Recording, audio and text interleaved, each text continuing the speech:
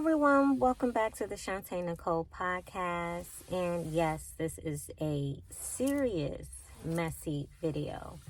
I've never done a video like this before, but I just feel like it's important to bring awareness to the situation and also help people recognize suspicious or unusual behavior. So, what am I talking about, people? I'm talking about human trafficking, aka sex trafficking, right? The reason why I'm having this conversation with you because this started and became extremely aggressive 2018 to the point where I had to do an emergency move. Not only did they give me a good referral, but they were nice enough to even give me my deposit back. And I had already lived in that particular neighborhood for 4 years, right? When I hear the sex trafficking stories, and I'm grateful for the people who shed light on it and volunteer information, you always hear like people putting something on your windshield, people, getting snatched in the parking lot, people having like a magnet on their cell phone and they're like, find my iPhone. You always hear these stories, but my situation is a little different because it is October of 2025, and unfortunately this became very serious for me August of 2018. And it started off with a coworker. Well, initially it started off with my next door neighbor. And so, you know how you hear those videos, like you don't really know who these people are that you work with or who your neighbors are. That is true. Because my next door neighbor, I don't even think the apartment was in his name. He said it was like in his sister's name, but he lived there, but the sister was never there. And he dressed young, like he dressed like with a lot of hoodies and sweats, but he was like in his 60s. Like it just, and he always gave me like a really eerie vibe. And he looked white, but he was foreign. And he never left the house. He never had a social life.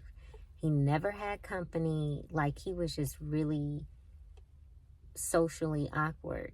And I lived in that neighborhood for like 4 years. But the last 2 years, when a previous coworker of mine somehow got involved, because you never know who's who, that's when the last 2 years of me living in that particular neighborhood, that's when the sex trafficking started. And so the coworker worked in a different department, and I actually was introduced to this person through like a mutual friend, 6 degrees separation. And this person was like really weird. Like they couldn't hold conversations. They would always try to like walk behind me, or I'm sitting at my desk doing my work and they always want to stand behind me. And when I turn around, they position themselves to always be behind. Like they were just really weird and creepy. Socially awkward. Like on a scale from 1 to 10 and 5 being average, a 10. And so this person would, act like, oh, they get girls and this and that.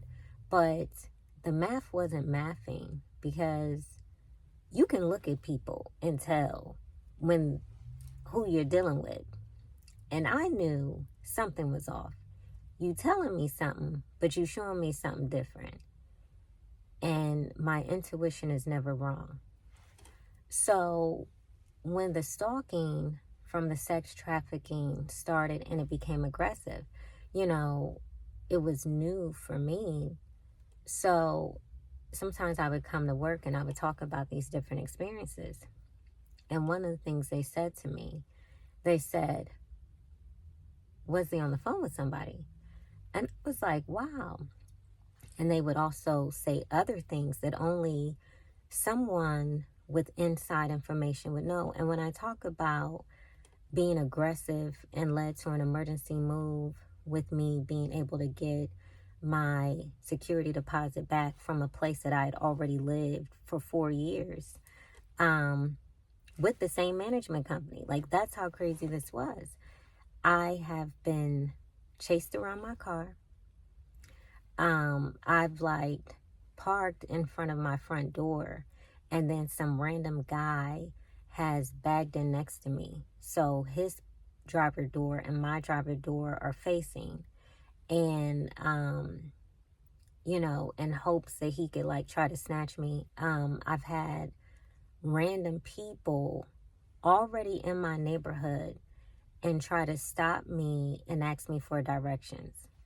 But everybody has a cell phone. You could Google that information. You don't need to have a random conversation with me. It got so aggressive that I actually had a bodyguard. I know, that's crazy. Like, when I look back, I'm like, oh my goodness. Yes, a bodyguard. Yes. I'm the only child. So, I was in my feelings because I enjoy spending time with myself. And it was bad. I couldn't go or do anything by myself. I couldn't go to the grocery store by myself. I couldn't go to the movies by myself. I couldn't go out to eat like, every single place I went, whether it was big or small, I had to have security. Like, it was next level. It got to the point where my screen door mysteriously got broken.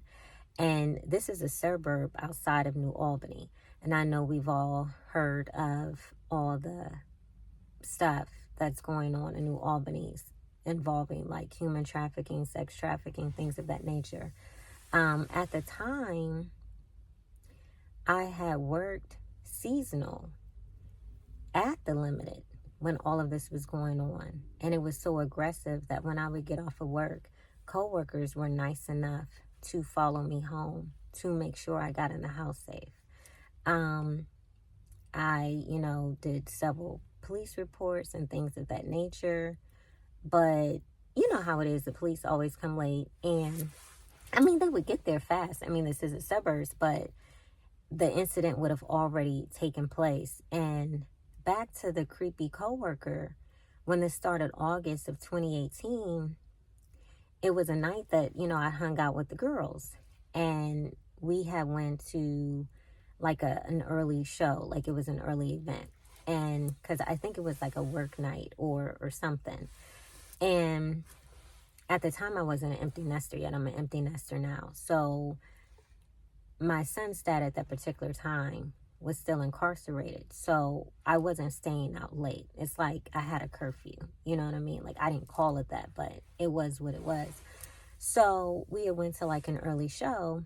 And on the main street that I have to take to get to my neighborhood, there was this random car that was just sitting to the side.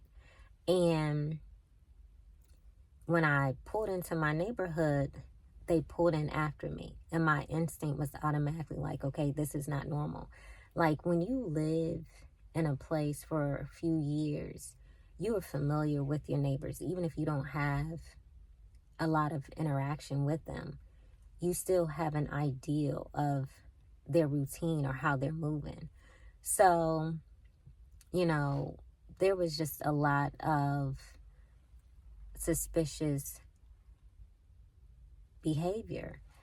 And I wanted to make this video, and I want to bring awareness to this because some of the things you can look out for is like, I've been noticing a lot of these sex traffickers, they have like wrecked cars. It's like, it looks as if the car is totaled.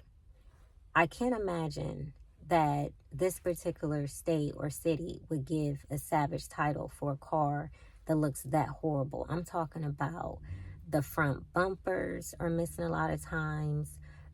It just looks horrible. It doesn't even look drivable, but somehow they've got this car on the road. They're always dented and like wrecked. And this is a suburb that's outside of New Albany. Like I can see New Albany from where I'm at. And these cars are like newer cars or in the 2000s. Like all of these cars are nice, you know. And so when you see a wrecked car, it's out of place. It's like red flags. And then it's like always like the behavior is weird. Like I tried to go to the movies. Some random guy comes into the movie theater by himself. Okay, the red flag is that he sits all the way at the top and in the corner by himself. Then something said, change my seat. I changed my seat. Then all of a sudden he gets on the phone and he's talking to somebody. But if you have friends to talk on the phone to, but you're here at the movie theater and it was a really early time, like I shouldn't even been at the movies this early. So that was a red flag. If you have that many friends that you can talk on the phone to, why you didn't invite them to the movies with you? Then he notices that I notice him. So then he leaves out of the movie theater. I wait a couple of seconds and then I decide, you know what? I'm not going to watch this movie. So then I leave. But why did our paths cross? You telling me something without telling me something. See, if he had left to go to the bathroom, I should not have saw him because I waited seconds to leave. Then, if he had went to go get something to eat, he should not have walked past me. He should have already been down at the concession stand buying snacks, getting food. So that lets me know that he was watching me. That's a red flag. Now, I'm volunteering information because I want you to be aware of your surroundings. I want you to know that when somebody starts acting different or moving funny, listen to your instinct. And this is why I always recommend having a sober mind. You know, I don't drink, I don't smoke, I don't do drugs. It's a laundry list of things I don't do.